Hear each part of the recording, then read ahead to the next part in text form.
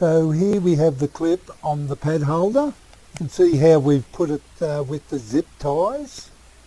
I'll show you the back here. You can see how they went through and then they came out the back again. And now first you get the zip ties, making sure that they're pointing in that direction. And now I'll show you how we get it. We thread through the middle hole here and through the pad holder like this, and you'll now see this through, and you've got to put it through the zip tie here. It's a little bit fiddly here. I've got big fingers, I suppose, but you get along those pliers and you grab the end here. A little bit fidgety too. Right, I got it.